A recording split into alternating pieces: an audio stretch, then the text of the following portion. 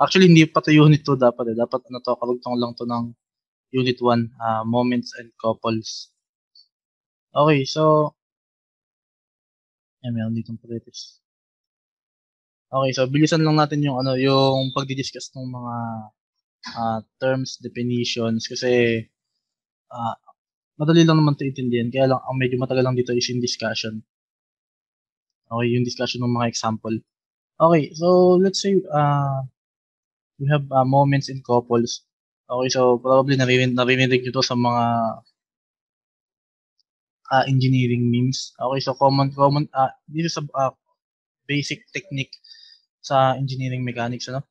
Okay, so we have a moment of force. Okay, so by definition, the moment of a force is a point defined, okay, as the product of the magnitude of the force and the perpendicular distance from the point. Okay, so let's tignan nyo tong figure. Okay, so let's say we have a force F going down. Okay, and then meron tayo ditong point O. Okay, and then kapag nag-moment ako, okay, the term is moment, kapag nag-moment ako dito sa point O, okay, so that is equal, ang magnitude ng moment dito sa point O will be equal to the magnitude of force, yung amount ng F, and then multiply by the perpendicular distance. Sabi dito, perpendicular distance, meaning ito yun. Perpendicular meaning dapat 90 degrees. So this is the perpendicular distance from point O up to the line of action. Okay? So, ang tawag natin sa perpendicular distance na yan is the moment arm.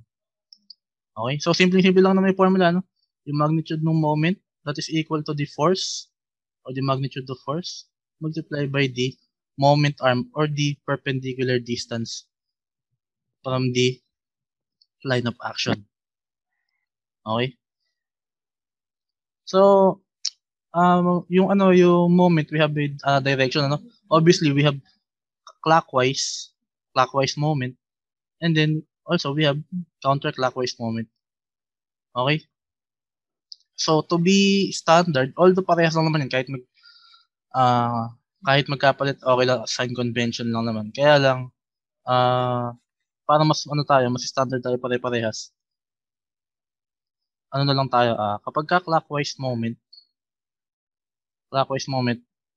we should use negative sign, no? Kapag counterclockwise moment, we will use negative sign. Okay? So, ito, para mas tayo. Sige, maganda muna tayo. Mag-example muna tayo mas madali. Okay, so ito muna figure. Lagyan ko lang muna siya ng value. Okay, so let's say we have this point O.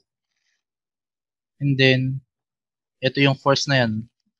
Force F. Let's say, 50 Newton. Okay?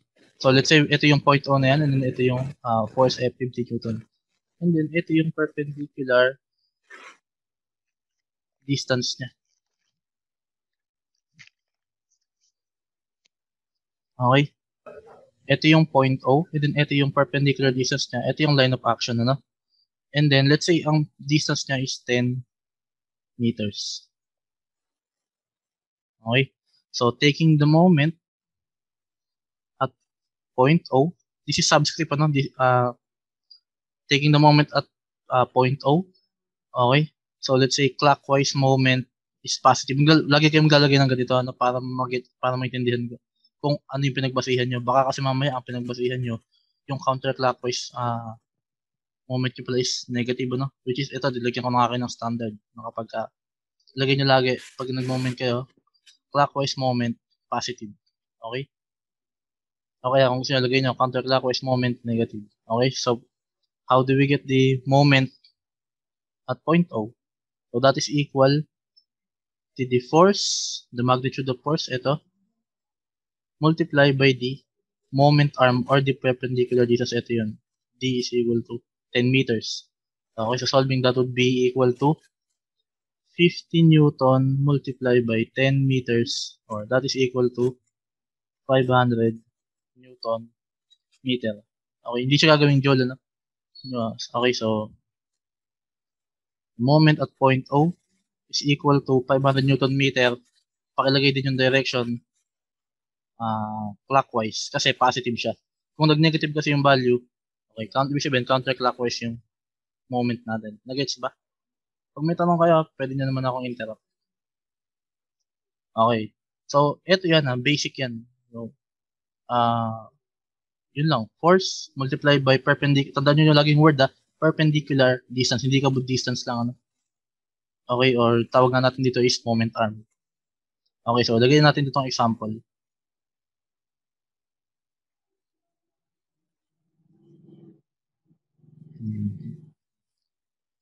Okay, so let's say we have here a grid, Yan.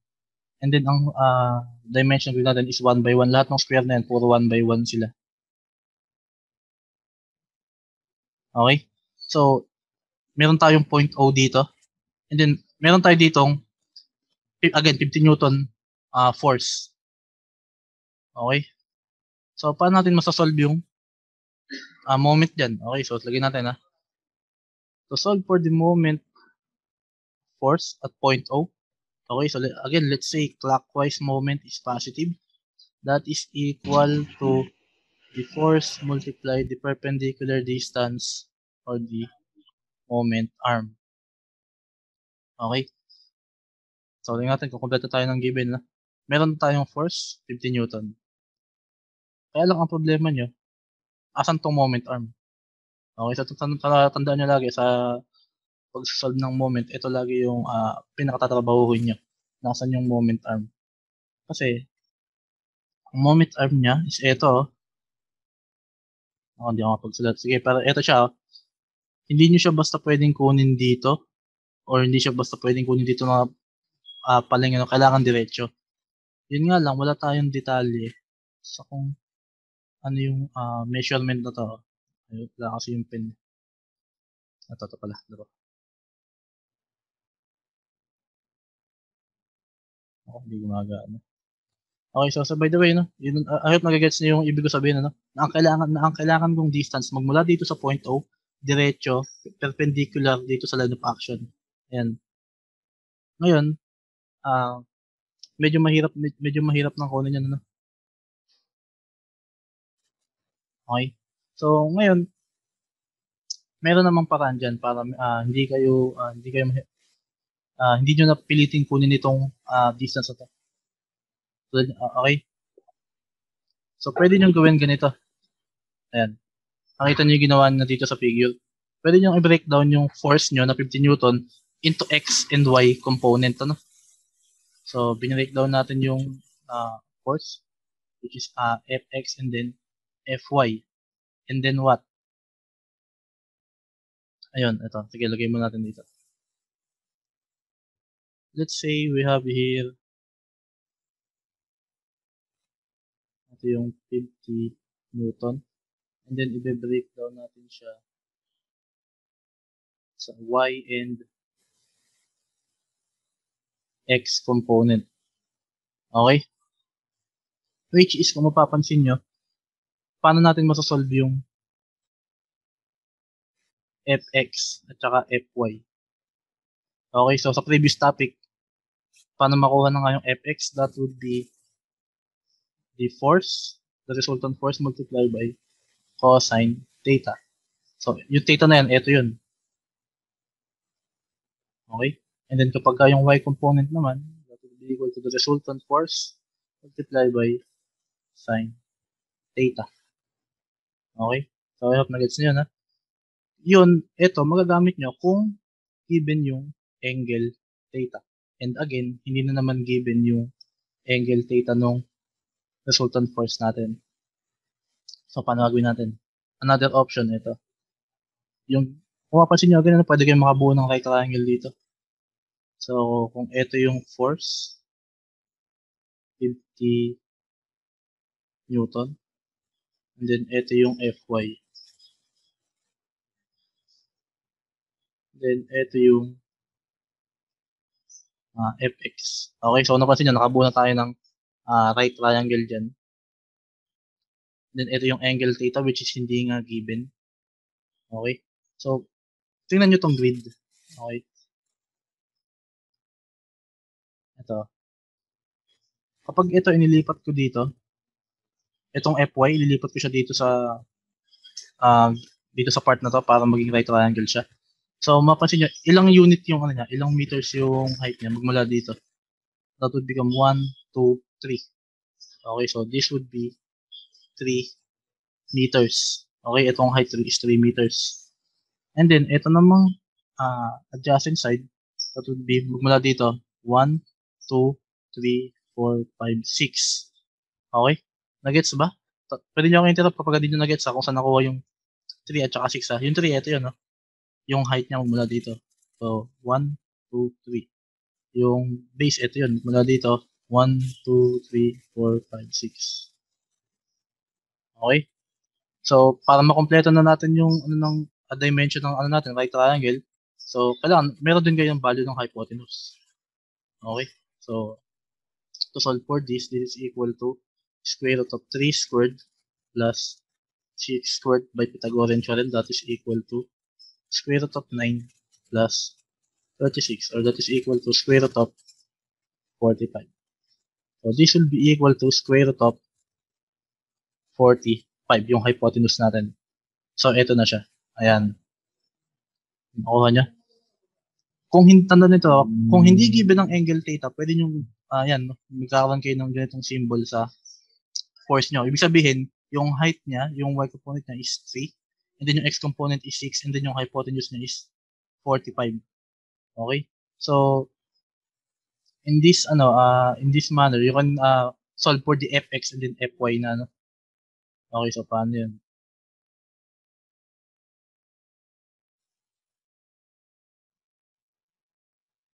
Okay, so paano natin masasolve ngayon yung fx at saka fy nang hindi given yung angle theta. Okay, so may mga problem na gano'n, ano, na hindi ko ibibigay yung angle theta, pero ang ibibigay ko, yung ganitong may symbol na right triangle sa force, ano. Okay, so that is equal to f. So, instead na cosine theta, ang ilalagay nyo na is yung, di ba cosine theta is equal to what? Adjacent over hypotenuse. Okay? So, yun lang. Ang gamitin nyo rito sa right triangle nyo, adjacent over hypotenuse. Okay? That is equal to, ganyan natin dito, adjacent over hypotenuse. Okay? And then, for the y component naman, we have, so f. So, instead na sine theta, from the sa katawan, that is equal to opposite over hypotenuse. Sorry. So, opposite over hypotenuse. Ayun. So, let's try to solve na natin yung ano na yan. So, 50 Newton, para makuha natin yung x component, that is equal to adjacent is 6 all over hypotenuse is square root of 45. That is equal to what?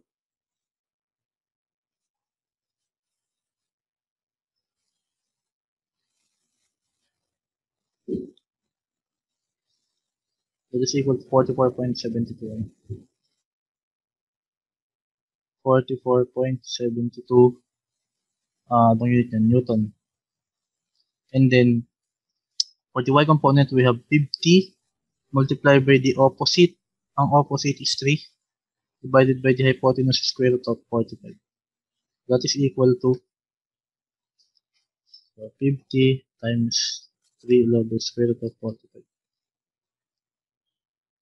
3 pala, sorry. 22.36. 22.36 Newton. Okay? Mukha lang medyo mahaba yung ginagawa natin, no? Kasi kinuha lang natin yung x and y component. Okay? So, ito na siya. Ayan. Pag sinolve nyo yung fx, f cosine theta, hindi 50, multiplied by 6 squared of 45, 44.72. And then yung fy, that would be 22.36 Newton. Okay? Tanong, baka meron kayong part hindi nagigits, ha? Ngayon, since nakuha nyo na tong x and y component, pwede na kayong mag-moment ngayon. Kaya lang, mag-moment kayo is you have to break it down. Ito. Ayan.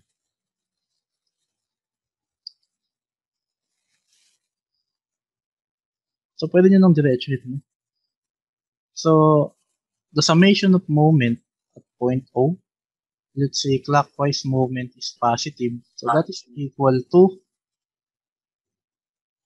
the moment at point O using the X component plus the moment at point O using the Y component. Okay? So, that is equal to what? So, try natin to. That is equal to Fx using the perpendicular distance at X plus the force along Y multiplied by the perpendicular distance along Y. This is subscript, ano? Nilalakihan ko. Subscript itong mga to. So, X, X, Y, Y. Ayan. So, let's try to solve. Okay, so nasolve natin yung Fx. Ang Fx natin is itong 44 point. Okay. By the way, wait lang pala. Before tayo mag-proceed din. Kailangan nyo ma-figure out ito. Ito yung Fx, and then ito yung Fy. So, Fx muna tayo. Ang Fx ko is ito. Dito ako magmo-moment sa point O. Kung mapansin nyo, gaganon siya. Oh. So, anong magiging moment ko dito? So, that would be counterclockwise. Ano? Kung mapansin nyo, pag ganun yung force ko, let's say, imagine nyo mayroong ano dito, mayroong gulong. Mag-apply ako ng force na papunta sa kaliwa. Obviously, kung may gulong man dyan, ang ikot niyan, that would be counterclockwise. So, pag ganun. Okay? So, sabi ko nga, counterclockwise moment is positive. So, I will use negative sign. Ayan. Kasi magka-counterclockwise yung moment dyan. So, negative Fx, ang value ng Fx natin is 44.72 Newton. So, multiply by the perpendicular distance. So, ito yung Fx ko. No? Ito yung line of action niya. Ayan, pwede nyo i-extend hanggang kahit saan yan. Basta yun yung line of action. Ang kailangan ko is yung perpendicular distance, yung moment arm. So, ito yun. Which is 6 meters. 1, 2, 3, 4, 5, 6. So, ito yung distance niya. Nakagamitin nyo, ano? That would be 6 meters. Nagets ba? And then, plus. Yung Fy naman. Okay, yung Y component ko, dito ako magmo-moment sa point O. Pataas ako. Okay, pataas yung force ko. Imagine niyo merong gulong. Meron pa rin dyan, gulong. Okay, so, ang magiging ikot ng gulong nyo dyan would be, again, counterclockwise na naman kasi pataas yung force ko. Tapos nandito sa part na to. That would be counterclockwise. So, I will use negative. Okay, so negative Fy. Fy is 22.36 Newton. Multiplied by the moment arm. Anong moment arm ko? So, ito yung line of action. Ang kailangan ko is yung perpendicular distance from the point point of moment. So, ito yung point of moment ko. Ito yung perpendicular distance ko sa line of action, which is 1, 2, 3, 4, 5, 6, 7, 8, 9. 9 meters. 9 meters. So, yun na. That is equal to negative 44.72 times 6. So, plus negative, that would be minus 22.36 times 9. That would be negative 469.56 unit. That would be Newton meter. Direction, since negative, that would be counterclockwise. Okay? Tanong, baka meron kayong mga part na hindi na gets. Nakuha ba? Ayan. Dito, ang ginawa niya, pinagbukod pa niya ng solve yung moment sa force X at saka moment sa force Y. By the way, hindi naman ang kapupuntahan ano? Sa 469.56 pa rin. So, counterclockwise dahil negative yung value. Question, baka may question ka. Wala bang question? Okay, try natin tong example Number 2. Naka, medyo mahaba pala siya. Sige, sige. Sagutin natin to. Sample number 2. Ito. Okay. So, find the total moment about point C given F33, T45, P and 20 Newton. Find the vertical force R acting through the point A that can produce the same amount of force as the three forces. Okay? So, siguro, simulan ko lang ito. Masyado tayong hahaba pala dito. Okay. Simulan ko lang itong example number 2. So, let's say, ako, di ko ano. Dito lang siguro ako sa force F. Okay? So, let's say we have point C, and then meron tayo ditong force F. Ayan. Ito na yung breakdown ng ano niya. Medyo magulo lang tingnan. Okay? So, again, lahat sila i-break sa X and Y component. Okay? So, we have yung F here, we have meron tayong ano dyan, 4 by 4, and then square root of 32 yung hypotenuse. Okay. Okay, tutuloy ko na sige. Sige, tuloy ko na nga. Okay. So, ganito na lang.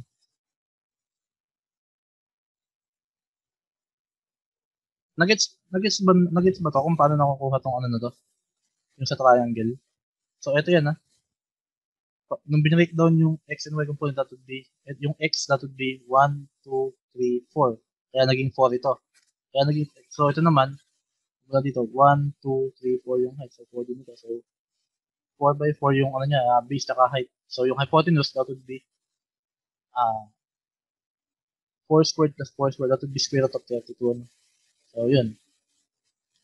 So, yung Fx, that is equal to force F multiplied by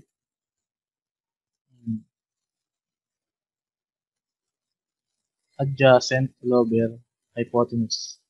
And then yung Fy, that is equal to F multiplied by opposite over hypotenuse. Okay. So, ano na nga yung magnitude ng ano natin? Ng F, that would be 33 Newton. So, 33 Newton multiplied by, so, same lang pala to. That would be adjacent is 4 all over hypotenuse is square root of 32. That is equal to 33 4 square root of 32. 23.33. Okay? So, yung sa y component naman, 33 multiplied by, yung opposite niya, 4 din. So, hindi na lalabas ng value din. Equal to 23.33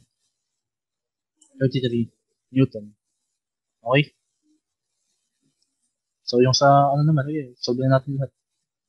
Tx and then Ty. Ayan.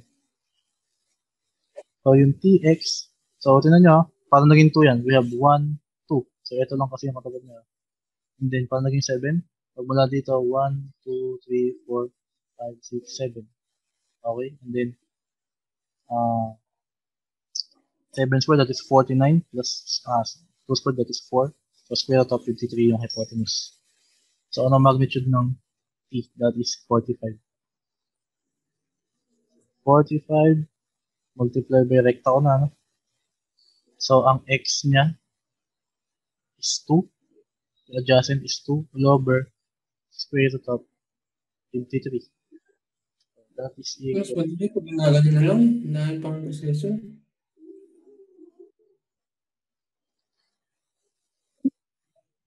12.36.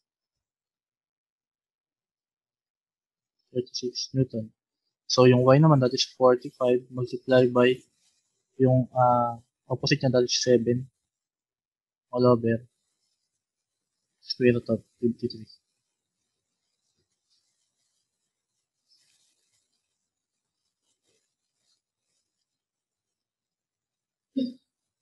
43.27. 43 point. Okay. So, yun. Meron na tayong TX at saka TY. So, ito namang P. So, TX and then PY. Okay. So, ano lang naman to, no? Common right triangle, no? 3 yung opposite, 4 yung adjacent, so 5 yung hypotenuse niya. So, ang magnitude ng P natin is 20 Newton. So, 20. So, para makuha yung x component, that is 4 over 5. So, that is equal to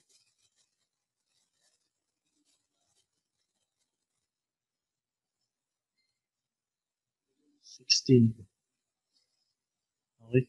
So, dito naman, 20 divided by 3 over 5.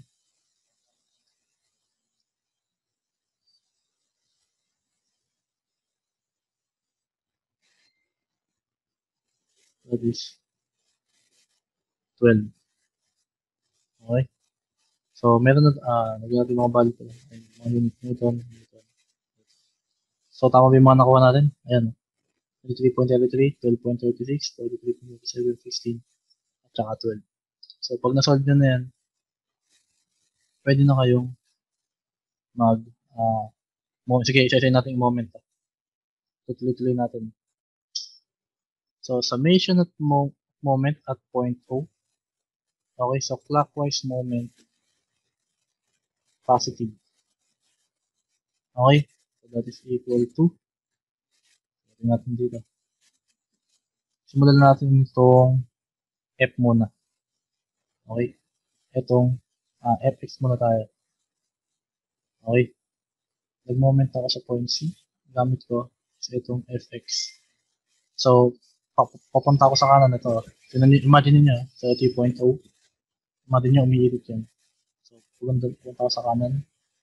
So, clockwise moment. So, that would be positive. So, positive Fx. Okay, ang balagay ko na, check ko na, ang bali ng Fx is 23.33 Newton. Multiply by, ano ngayon ang moment arm niya? So, ang moment arm niya, magmula dito sa point C. So, ito yung Fx That would be 1, magmula dito. 1, 2, 3, 4, 5. So, multiply by 5 meters.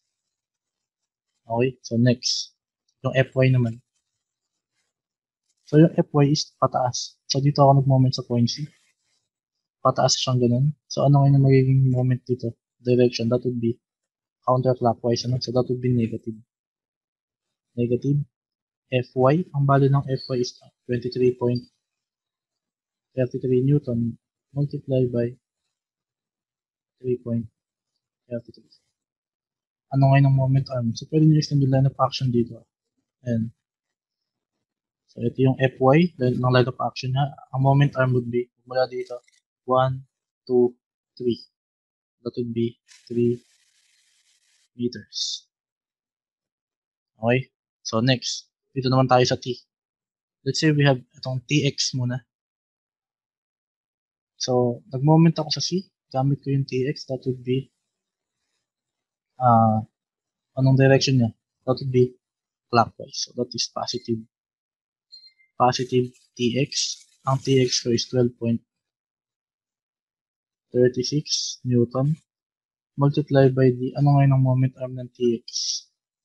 So, ito Tx, ang moment arm niya, mula dito is 1, 2, 3, 5, 6, 7, 8. So, that would be 8 meters.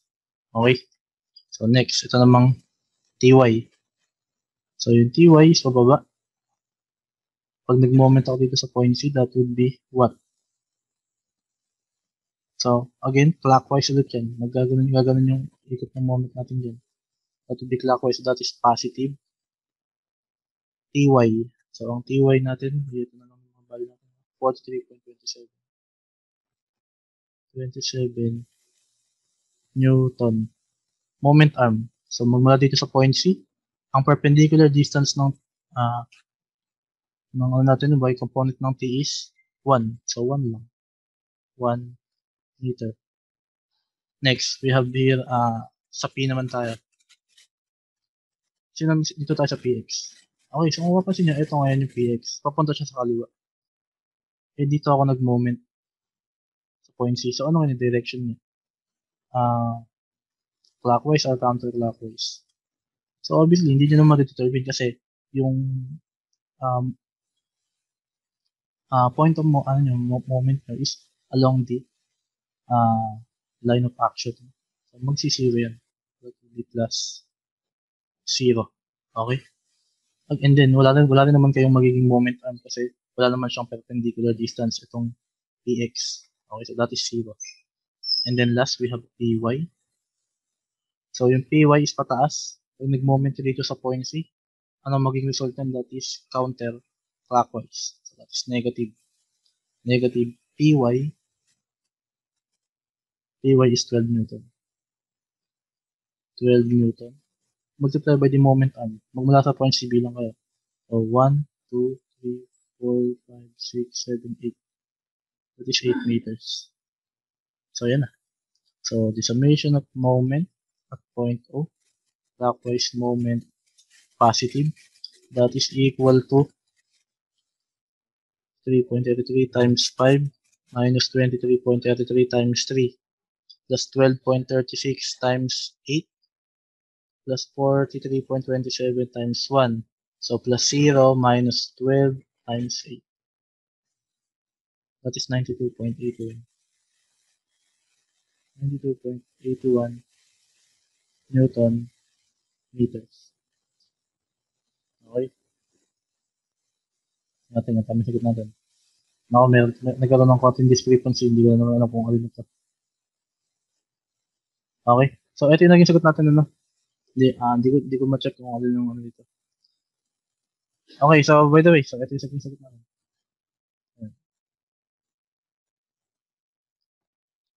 Tanong ko ulit, nirect ulit kasi ito ng TY. So, tatanong ko na lang ulit sa kanya kung saan siya nagkamali. So, probably tama naman itong solve natin, ano?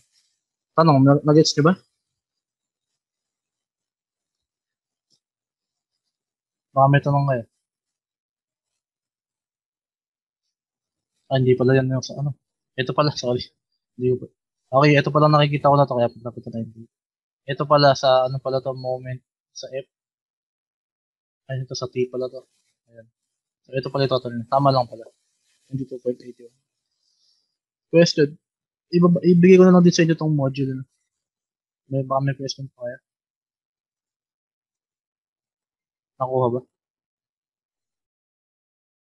By definition ng couple, so it is a two equal parallel forces. Ano? So kapag nakakita kayo ng dalawang force, let's say ayan, force F parehas, okay? Dapat same value. Let's say 50 Newton. And then dapat parallel sila. Meaning kahit i-extend mo yung line of action niya, hindi sila magmi-meet.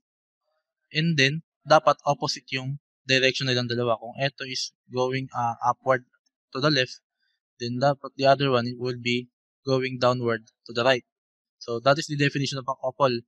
Two equal, parallel, opposite direction. Okay? So sige, i-drive lang ulit natin.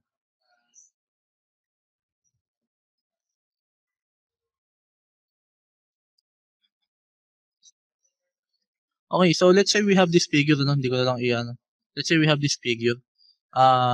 We have a couple F, and then meron tayong initial distance na A. Okay, mula sa point O, papalapit dun sa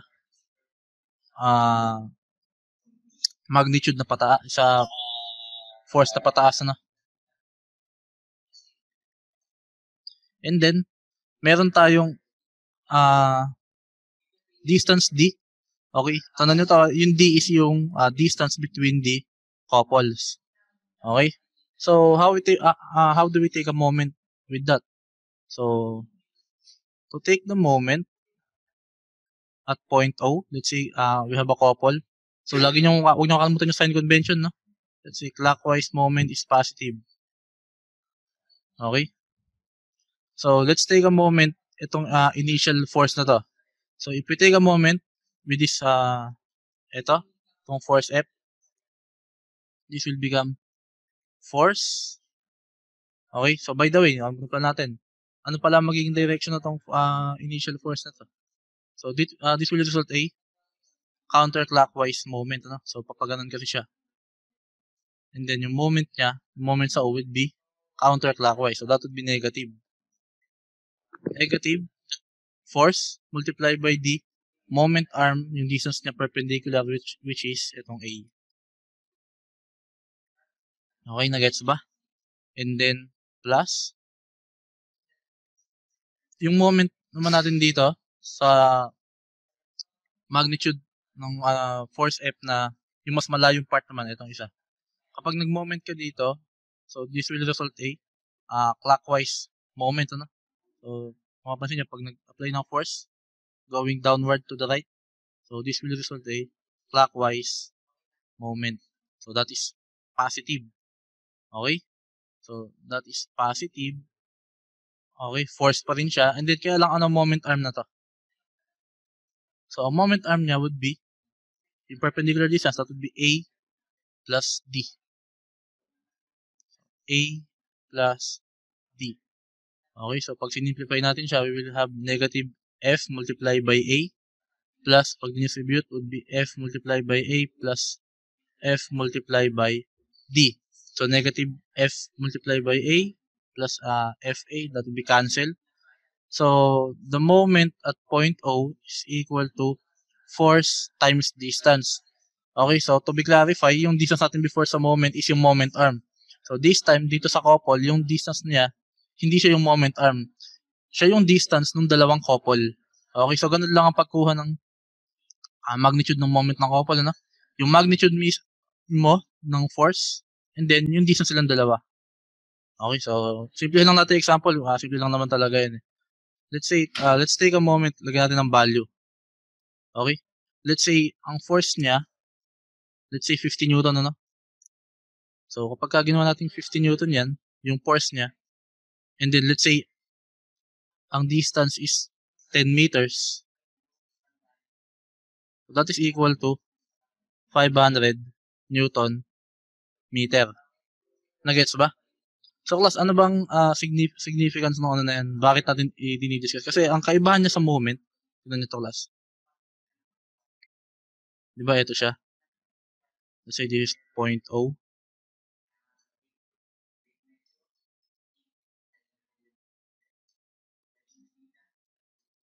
Yan, ito yung 50 Newton and then 50 Newton.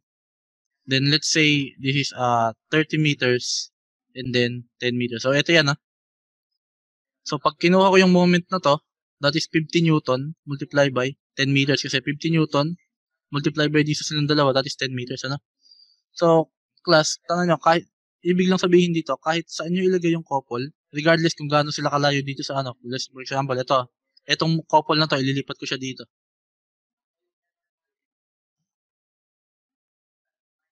Let's say, 50 Newton pa rin ng magnitude, 50 Newton pa rin ang magnitude.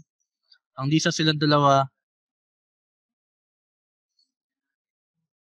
will be 10 meters pa rin. And then, let's say, ito naging 100 meters ito. So, magbabago ba yung magnitude ng moment ng couple? So, syempre, hindi. Yung pa rin, kasi ang kailangan lang naman natin is ito lang. Regardless yan kung gaano kalayo yung moment, yung point O nyo dun sa couple. Nagets ba? Ito pa rin ang magiging sagot nyo. 500 Newton meter pa rin. 50 times 10. Nagets, class? Okay, so kung nagets nyo, yun lang naman ang ano yan. Yun lang naman ang special traits ng couple, ano. Hindi importante sa'yo kung gaano siya kalayo magmula sa moment point. Ang mahalaga lang sa'yo yung magnitude ng force at saka yung distance silang dalawa. Okay? So, kung wala kang question dyan, sige, mag-proceed tayo dito sa last topic, which is yung equilibrium. So, equilibrium is para sa akin, the heart of the statics. Kasi, kaya nga siya tinawag niya statics kasi, dapat yung mga members or the parts will be at rest, ano? Sabihin, hindi gumagalaw. So, in equilibrium, so this is the state of a system where the resultant of a force will be 0. So we can say that a system is in equilibrium if all the members of the system is at rest. So paano natin ma-attain yung static or yung equilibrium na system? So we have two conditions. Kailangan the summation of forces, kailangan lahat ng summation of forces nyo in all direction that is equal to 0. Then the same thing dun sa resultant ng summation ng moment, that must be also equal to 0. Kailangan wala siyang resultant. Nagets ba? Okay? So paano naman natin makukuha yung resultant ng force? Dapat paano natin siya mapagsisiro? Obviously, kailangan lahat ng forces nyo in all direction nga, no? Sa X, sa Y, or sa Z man yan kung 3D, dapat siya equal din siya sa 0. Pag nag-0 na yung X, Y, Z, ibig sabihin, obviously, 0 na yung resultant force nyo, yung summation of forces. Ganon din sa may moment, ano? Para mapag-0 nyo yung resultant moment, dapat 0 din yung moment sa X, moment sa Y, and then moment sa Z if 3D. Okay? So, ayan. Sige, before tayo mag-example, discuss muna natin dito. Ilang beses kong inaluto dito, no, na sobrang halaga ng free body diagram class sa statics. Hindi kayo pwedeng mag-solve dito nang wala kayong free body diagram. No? Tulad nga ng sabi ko nung umpisa,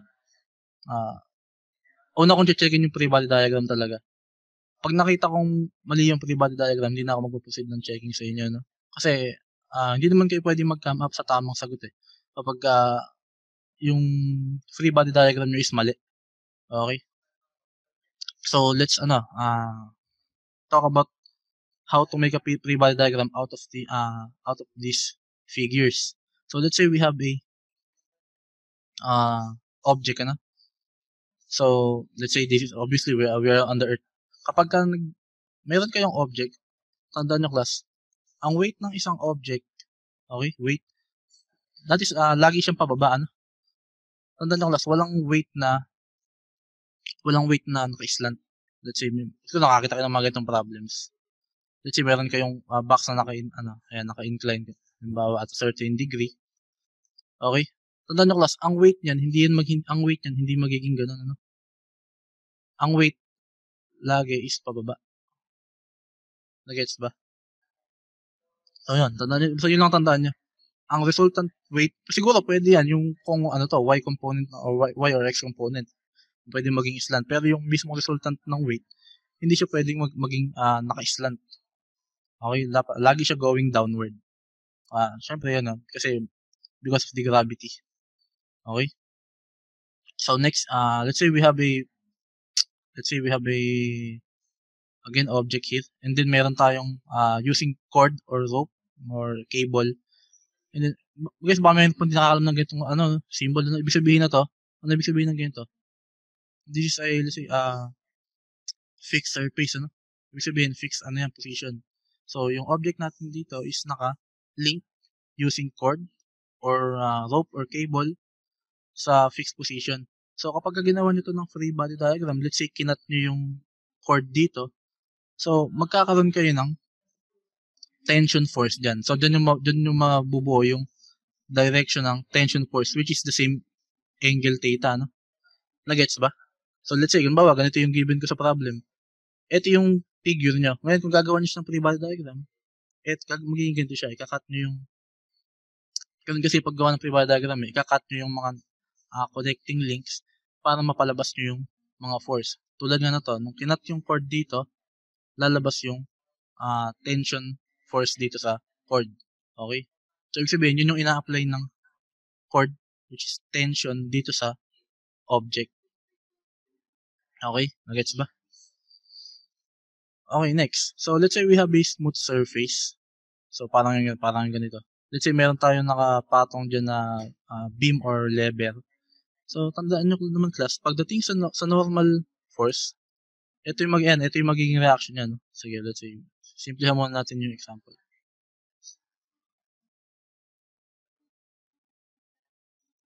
let's say we have an object, ano, and then, obviously, yung weight is going downward. So, kapag merong weight na nakapatong dito at a certain surface, magkakaroon ng reaction or normal, reaction, normal force. Okay, so they're both the same, ano? Let's say, N na lang. Kapag merong weight na na-apply yung, let's say, isang object, kung saan mo siya ipinatong, obviously, yung pinatungan mo, magre-react yun ng normal force upward. Okay? So, to sustain the equilibrium, that will be, the weight will be equal to the normal force. Nagets ba? Physics lang naman ito. Nire-review ko lang kayo. I hope na nataka nito sa physics. Ano? So, ang isang characteristic ng normal force, tandaan nyo class, hindi siya laging nakatapat sa weight. Ano? Ang lagi niyong basihan dito is yung surface. Lagi siyang 90 degrees dapat. Ayan. So, kung ito nga, kung naka-slant siya, so this time ito, no? Ayan, itong drawing nito. Ang weight niya is, burahin ko to. Hindi ito yung weight niya, no? Pinakita ko lang na ang weight niya is yan, going downward. So, ang normal force ba, dapat pa ganun din? Obviously, hindi. Ang normal force niyan dito. Ayan, stay natin. Ang normal force niyan will be this one, yung perpendicular distance, ano? So, kapag nakakita kayo ng mga ganitong problem, kailangan nyo ng knowledge naman dito regarding basic trigo. Kailangan nyo makuha yung angle na yan. Kung this is 90. So, obviously, this would be 90 minus yung angle theta. Okay? So, something like that. Pero kaya nyo yun. Basic trigo lang naman yan. So, again, ulitin ko. Normal force must be perpendicular. Hindi siya aligned lagi sa weight. That must be perpendicular to the surface. So, parang ito nga. Ayan, no? Nung ginawa ng free body diagram ito, nung nawala yung surface, so, yung normal force, yung reaction force, that is equal to the, that is perpendicular to the surface, ano? Okay, next. Let's say we have a roller. So, kapag naman yung object nyo is nakapatong sa roller, ayan, sige, drawing natin then let's say ito sa fixed surface. Okay, then again, meron na namang weight. Merong weight ulit yung object na nakapatong sa roller. So, obviously, hindi mo na magre-react yung let's say wala mo na tong fix, ano. Ang reaction ng roller, itong roller dito sa weight ng object would be always upward, no? Okay? Iba pa yung reaction ng surface dito sa roller. So, obviously, yung reaction yung normal force ng surface will be perpendicular sa surface. Pero yung reaction ng roller sa weight will be aligned dun sa weight, ano? So, tandaan nyo, kung this is W, this would be, let's say, Fy. Nagets ba? And then, class, sa roller, tandaan nyo, wala ditong horizontal reaction.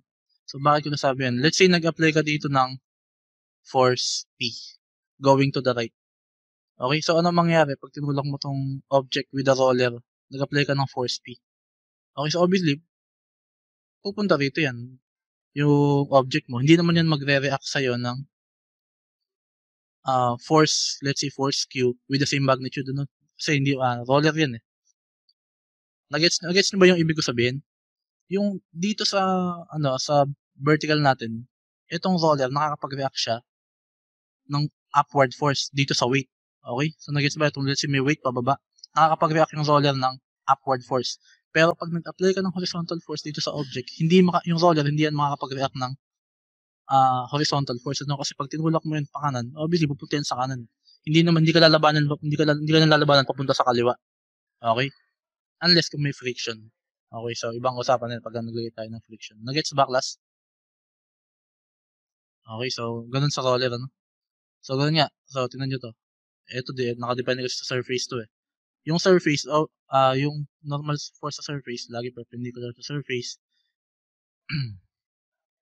So yun. And then, next we have this smooth pin or hinge. So, ang kaibahan naman kapag ito siguro mo na makikita nyo eh. Minsan ang nakalagay hinge. hinge lang. Minsan ang nakalagay hinge na may roller. Plus, pag naman sa hinge, tandaan nyo, ito, let's say, meron tayong object na nakakabit sa hinge, and then, nakakabit sa fixed position. Ang reaction ng hinge dito sa object will be both X and Y component. Ano? So, yun yung magiging reaction ng hinge dyan. Lagi siya merong vertical at saka horizontal component. And then, for the ball and socket joint, of course, that is, we will have a 3D 3D reaction Fx, Fy, and Fz. Okay? So, let's proceed sa example. Isang example lang tayo dito.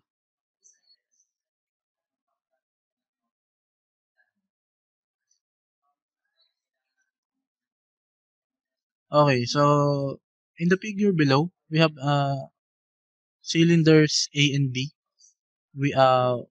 With weights to 400 and 200 pounds, respectively.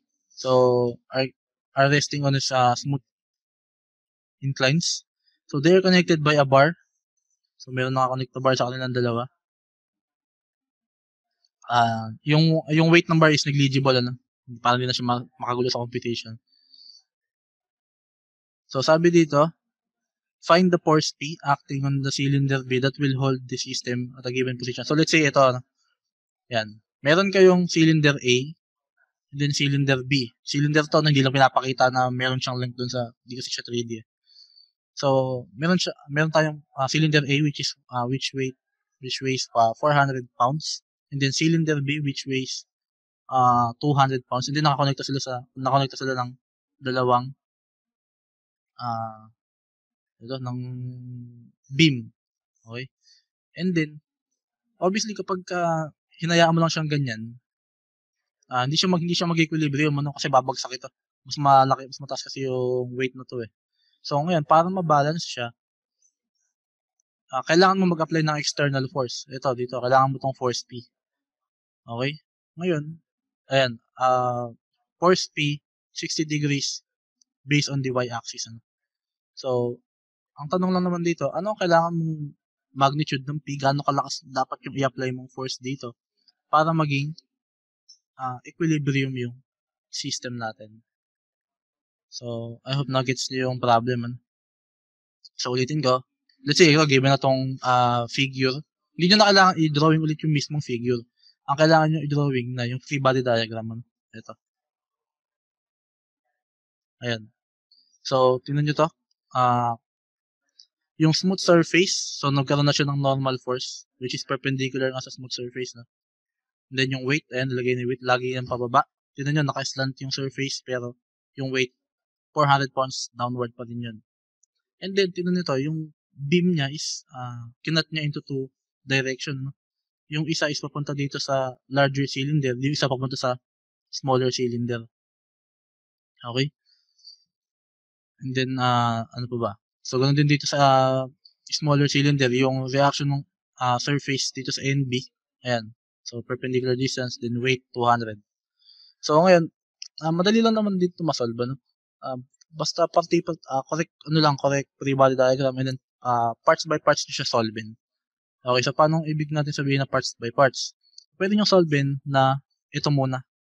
Solvein muna natin itong nasa left. Kasi, tingnan nyo, ganito style. Kung saan mas konti yung unknown, obviously, doon kayo mag-umpisa. Dito kasi ang daming unknown eh. Di natin alam yung magnitude ng NB, wala yung magnitude ng Q. Dito, din yung hinanap natin ng magnitude ng P.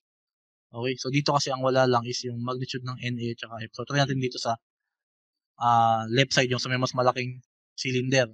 So, again, pwede nyo i-separate yan, which is eto. Ayan, para mas lumaki. Ngayon, ito okay na to. Ngayon, kung nahihirapan kayong mag-solve dito, pwede nyo pa siyang ilagay sa Cartesian plane, ano? Baka nahihirap. Ayan, sige, lagyan natin sa Cartesian plane. Let's say we have X and Y axis. Then, lagyan natin siya. Etong reaction NA, so lagyan na, ito yan, no? Reaction NA. Anong angle niya? 60 degrees to the negative Y axis, ano? So, this is 60 degrees.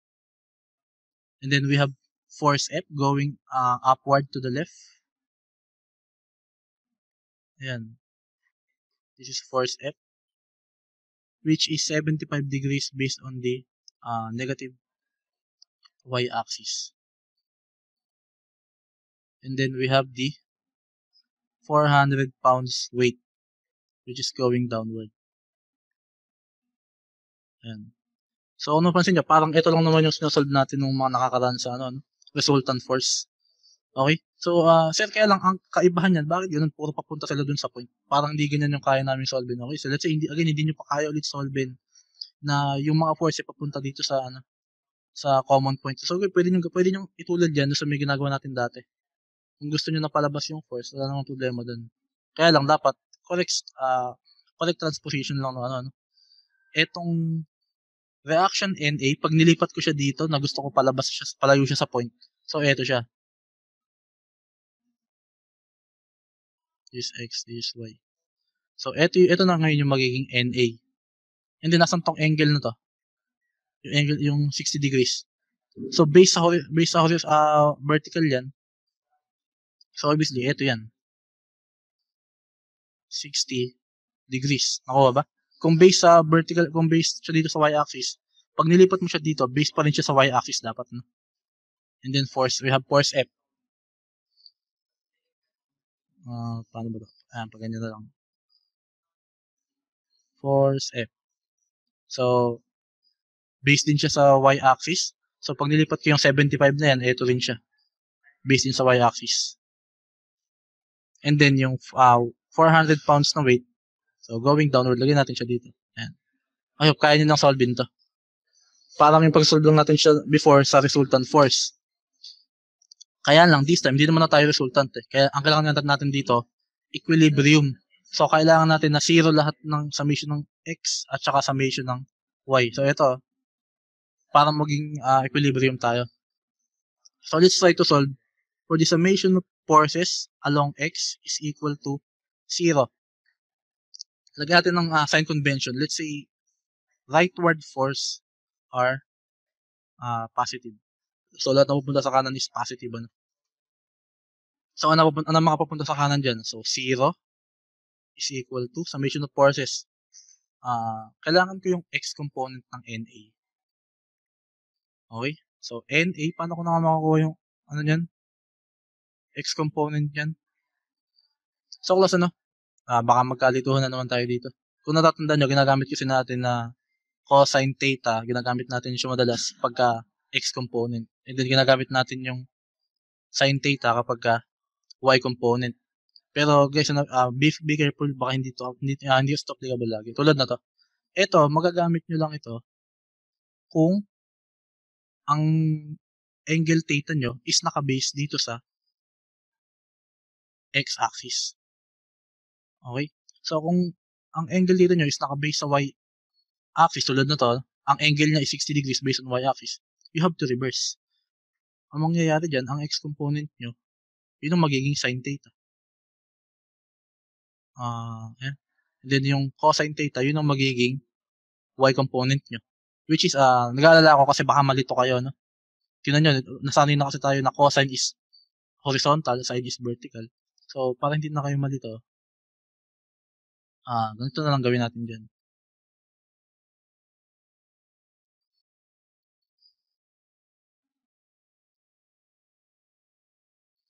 Para hindi mag-stick to lang kayo lagi dito sa cosine theta is x, sin theta is y. Kailangan, lagi, you have to make sure na yung angle nyo is naka-base lagi sa x-axis, ano? So, if this is 60 degrees, so this angle will be ilan? It should be 30. Okay? So, ano gamitin ko dito? So, kung gusto ko makuha yung x component ng NA, that would be cosine theta, which is yung theta ng base sa x component, which is 30. Nasundan ba? Class? Sige, anuhan ko muna kayo. Baka kasi malito kayo, tulad na tong ginawa dito, no? Sa module. NA sin 60. Pero x component, tingnan nyo to, x component ito, pero sin ang ginamit niya. Bakit? Kasi ang ginamit niya is etong angle based on the y-axis. Ano? So, kung mapapansin nyo, yung sin 60 tsaka cosine 30, same lang naman ang value yan. Okay? Basic try ko lang naman. Alam ko, pinakabisado ko yata sa inyo yung mga value ng mga yan. So, yun, x component NA cosine 30. So, next. So, ano pa yung mga pupunta natin sa kanan? So, wala na. So, ito namang f papunta sa kaliwa, that would be negative f. Kailangan ko yung x component ng f, that would be. So, kung gusto ko na naman gamitin yung cosine, ang kailangan ko ulit yung angle theta based on the x-axis. So, kung 75 yan, this is 15, ano? Okay, so tinan nyo, ginamit ko dito cosine 15. Pero dito sa module, ang ginamit sine 75. So, that would be equal lang din naman. Okay? So, makakasolve tayo ng value. So, mukhang wala tayong maresolve, ano? Kasi, 2 equations, 1 unknown. Pero, hindi man tayo makasolve ng value dyan. Makakabuo naman kayo ng relation na. So, NA cosine 30 is equal to F cosine 15. So, that will lead you to NA is equal to F cosine 15 all over cosine 30. Nakuha. Nagets ba, class? So, kung paano nakuha yun. Although di tayo nakasolve ng hindi natin nasolve yung value ng NA tsaka ng F. Pero at least nakuha natin yung relation nilang dalawa. So, doon naman tayo sa summation of forces along Y. So, again, that must be also equal to 0, no? So, kailangan ko yung vertical component ng kasi laban pa tayong So, upward force is positive para sa sign convention natin. So, lahat ng pataas, positive. So, that is equal to 0. Ano mga pataas dyan? So, itong NA, meron siyang vertical component. So, NA, kailangan ko yung vertical component niya. So, I will be using sin theta. So, gagamitin kong angle. So, stick na kayo dun sa 30 degrees. Sin 30. Okay, so ano pa mga paangat? So, paangat din itong F.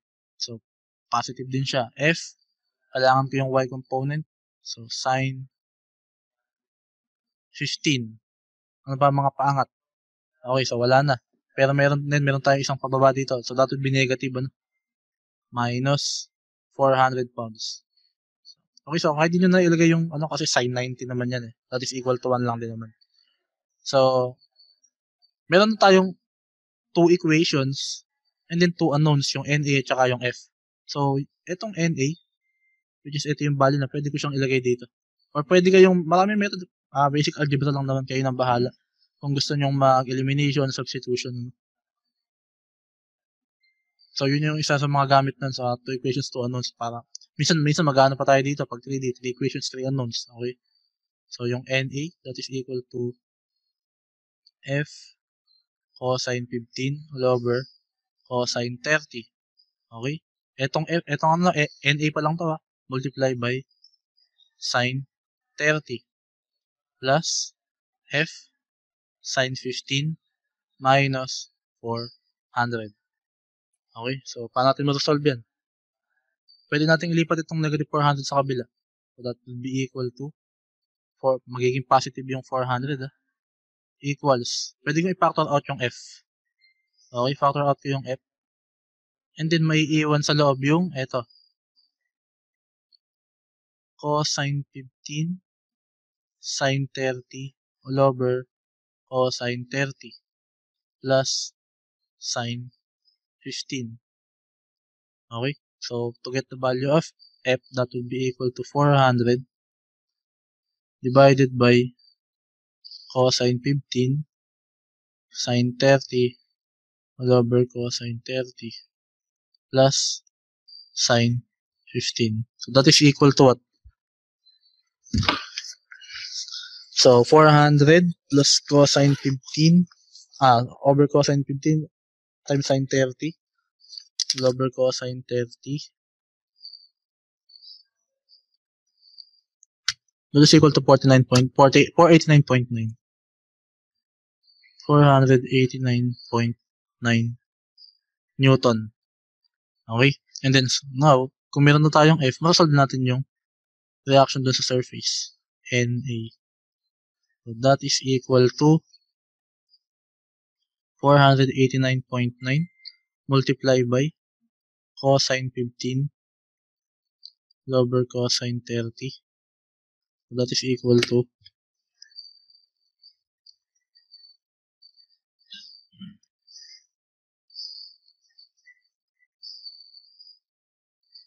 546.41. So, ganun lang. 0.41 Newton. So, nasolve na natin yung dalawang unknown natin na force F at saka yung reaction NA na normal force. Okay, so sige, tingnan natin.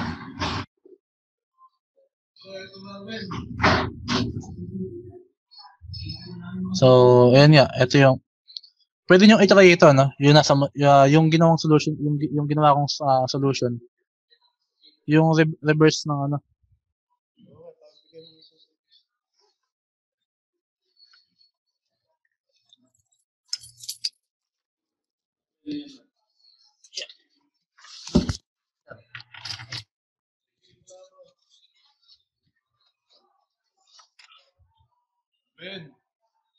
Okay, so sige, tuloy natin. So, again, ano, yung solution dito sa module is yung reverse ng solution na ginawa ko dito. Kasi yung solution na ginawa ko is yung lagi naka-base sa x-axis yung angle. So, dito kasi, inas is na ni Sir TY kung ano yung given. Tulad nyo, 60 degrees, yun pa rin ang ginamit niya. Kaya lang ni-reverse niya yung trigo function.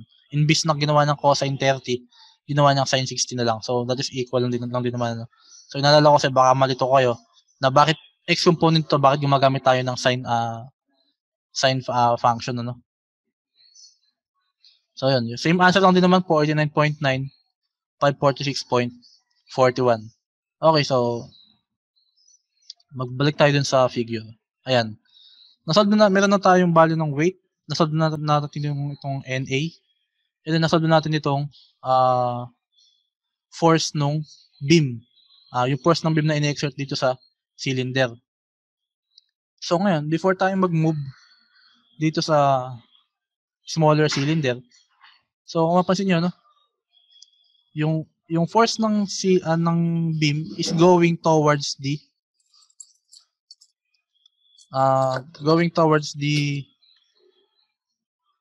larger cylinder, ano?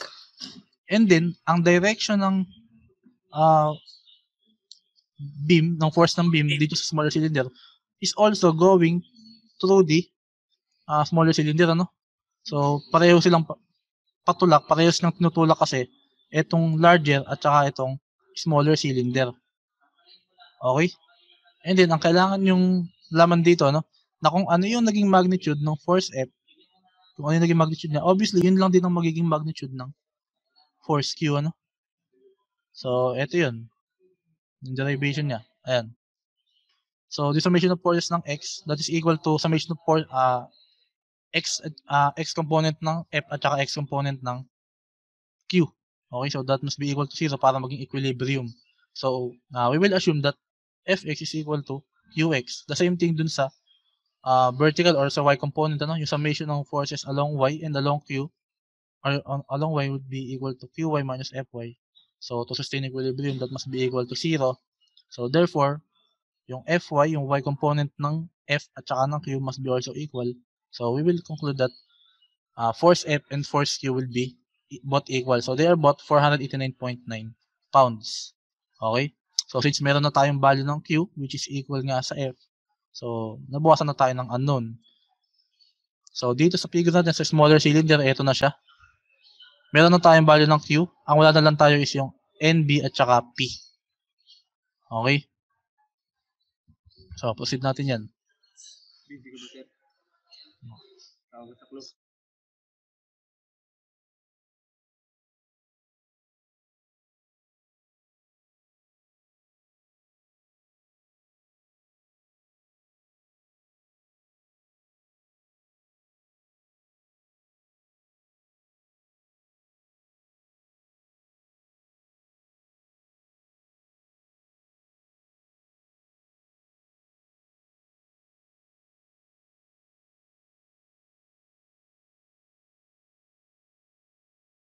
Okay, sorry class. Sige, bilis tapusin natin. Pinapatawag daw ako dun sa ano.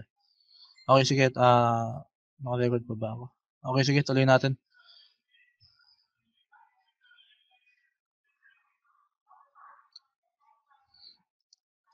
Okay. So, same procedure lang din. Kung hindi nyo kayang solve ulit dito, gawin nyo lang, ilagay nyo lang siya sa Cartesian plane. Ano?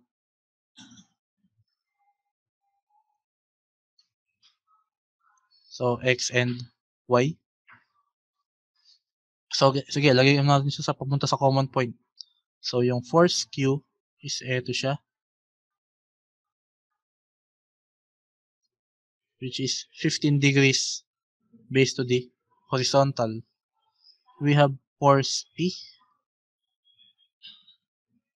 which is 60 degrees based on the y-axis. No? And then we have the reaction of the smooth surface, normal force B or NB, which is 45 degrees based on the negative y-axis. And then we have the weight, which is 200 pounds going downward. So 200 pounds. Okay? So, kung hindi nyo pa siya kayang solve ulit ng ganito, pwede nyo siyang gawin na puro palabas sa common point, ano? So, x, y. So, yung force Q,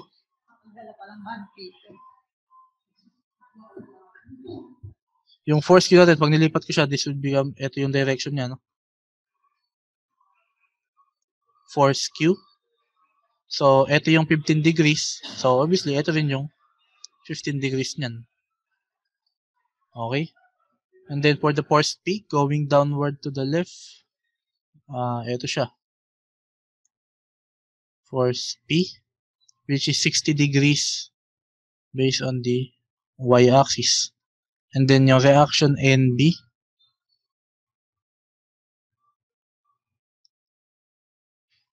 which is 45 degrees based on the y-axis.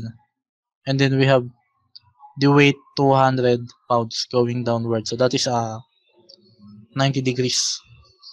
So, let's try to solve na, no? So, summation of forces along x must be equal to 0. Sign convention, rightward forces must be positive. So, 0 equals lahat ng papunta sa kanan positive, lahat ng pakaliwa negative. So, ano yung mga papunta sa kanan? We have Q. So, x, we will use cosine. Cosine. So, x ano to, no? Based na to sa x-axis, itong 15. So, cosine 15. So, ano ba mga papunta sa kanan? So, wala na. Puro pakaliwa na. So, minus NB. And then, cosine. So, cosine na gamitin ko, 45. Pwedeng 45 kasi 45 din naman itong ano eh. Based on the y-axis eh. Sa x-axis eh, no? So, we can use cosine 45. And then, force P is going left. So, negative P. So, kaya lang dito, yung 16 niya based sa y component. Ano? So, we will use this 30. So, we will use cosine 30. So, by the way, meron ng value yung Q natin. Kaya lang, wala tayong value ng NB at saka P. That is equal to 0. So, yung Q natin kanina is 489.9 cosine 15 minus NB cosine 45 minus P cosine 30. Okay? So, eto, pwede nyo na itong i-simplify kung gusto nyo. Kaya lang, gandahan nyo yung pagkaka-round off sa mga sa decimal, Let's say, 489 cosine 15. Kasi, nagkakaroon ng discrepancy yan, lalo na sa pag-round off nyo. So, 473.207. 473.207 pounds minus NB cosine 45 minus P cosine 30. So, simplify natin. Iset natin yung value ng sa NB para makuha natin yung P mamaya. So, lipat ko tong NB sa kabila. That would become NB is equal to 473.207 minus P cosine 30 all over cosine 45. Nagets ba? Okay, so nilipat ko lang itong NB cosine 45 sa kabila, then kinuha ko yung value ng NB. So next, let's solve for the summation of forces along Y must be equal to 0. Okay, sign convention, upward forces must be positive. So lahat ng pataas, positive. So 0 is equal to, ano yung mga pataas dyan? So pataas itong NB, ano? NB, so kailangan ko yung Y component niya, sin 45. Ano pa mga pataas? Wala na, puro pababa na. So we have minus P, Y component ng P would be sin 30 minus 200, directly downward yung 200, and then minus downward din itong Q, which is lagyan na natin yung value, ano, 489.9 sin 15. Okay, so 0 is equal to yung NB, pwede ko siyang palitan ng ito, 473.207 minus P cosine 30 all over cosine 45. Okay, so ito, NB pa lang ito, NB sin 45 minus P multiplied by sin 30, so minus 200 minus, okay, lagyan natin ng value itong 489.9 multiplied by sin 15. Again, ingat kayo sa pag-round up, ano? So, 126.8. 126.8 pounds. Okay, so kung mapapansin nyo, isa na lang yung unknown dito. Yung P na lang. So, let's try to solve. Lipat natin itong negative 200 saka negative 126 sa kabila. So, magiging positive sila pareha. So, pwede ko na silang i-add. 200 plus 126.8. So, we will have 326.8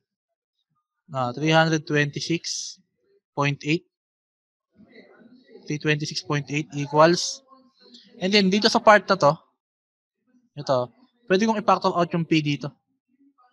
So, this will be equal to P multiply by, so nawala na yung P dito, this will become equal to 473.20, wait lang, mali. Wait. Hindi pa natin pwede factor out yung P pala. Wala palang P itong isa. So, pwede mo natin siyang ihiwalay para hindi siya makagulo, no? Kaya lang, kailangan nyo i-distribute mo na itong sin 45. So, that's equal to what? 473.207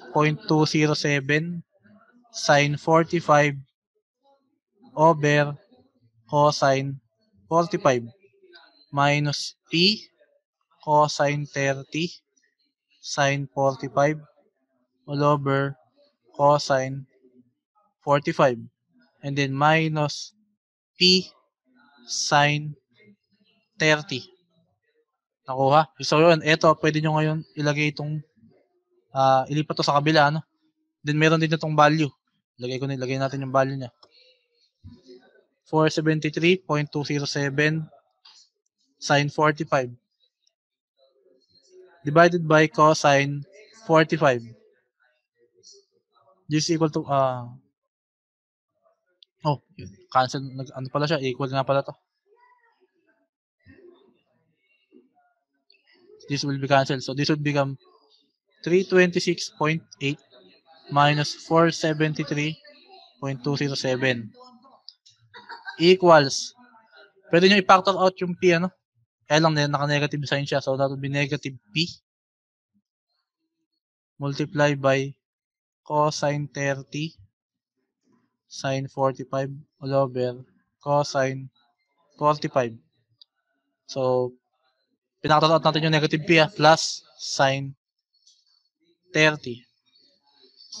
Okay? So, solving for the value of P, as I said, negative P na lang, parang hindi kayo ayan, equals. So, 326.8 minus 473.207. That is negative 146.407 divided by cosine 30 sine 45 all over cosine 45. So, plus sine 30. So, that is equal to what? Negative 146.407 over cosine 30 sine 45 all over cosine 45 plus sine 30. So that is equal to negative 107.18 pounds. Okay? So multiply both sides by negative. Ayan, multiply. That would become, so P, dito na nakalagay, P is equal to 107.18 pounds. Nakuha ba, class? Question. Ganun lang, mukha lang siyang mahirap kasi pinapaliwanag ko pa. Pero pagka kayo na nag-solve na to, mabilis na lang sa inyo to. Ayun, 107.18 pounds. Nakuha niya. Question, class. Baka meron kayong question.